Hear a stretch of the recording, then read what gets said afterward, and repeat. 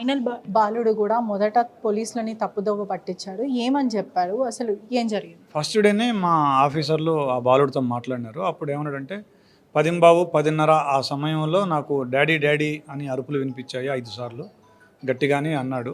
కానీ అతను ఉండడం 4th ఫ్లోర్లో ఉంటాడు. 3rd ఫ్లోర్లో ఉండే అబ్బాయి మాత్రం నాకేం వినిపించలేదని చెప్పాడు. సో అదొకటి.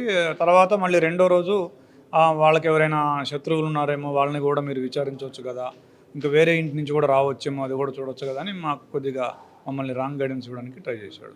బాలుడు ప్రీ ప్లాన్‌గా మర్డర్ చేయడానికే లోపలికి వెళ్ళాడా? లేకపోతే కేవలం డబ్బు కోసమా? బ్యాట్ కోసమా? దేనికోసం? అంటే 2 స్టోరీస్ వినిపిస్తున్నాయి.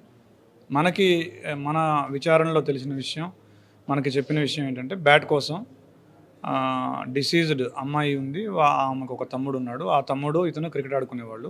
అతని దగ్గర ఒక ఎంఆర్ఎఫ్ బ్యాట్ ఉండేది. ఆ బ్యాట్ ఇతనికి నచ్చింది బాగా. దాంతో బాగా క్రికెట్ ఆడవచ్చు అనుకున్నాడు. దానికోసం ఆ బ్యాట్ తీసుకోవాలి, సొంతం చేసుకోవాలని 2-3 రోజులుగా ప్లాన్ చేస్తున్నానని చెప్పినాడు.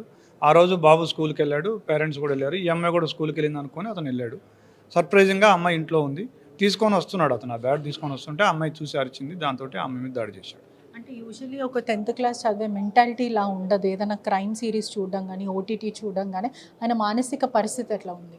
స్కూల్కి వెళ్తాడా?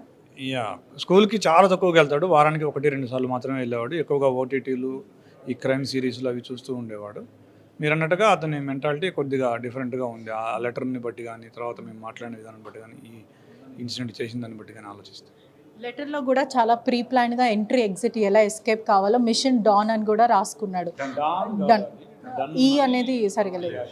సో మిషన్ డాన్ అని అలా డిఓఎన్ అని పెట్టుకున్నాడు. దీని వెనకాల ఏదన్నా అతనికి సబ్కాన్షియస్లీ ఏదైనా డానిజం గురించి అలా ఏమైనా ఉందా? లేకపోతే మైండ్ సెట్ అంతా ఎలా ఉందంటే సైకాలజికల్ ప్రాబ్లమ్స్?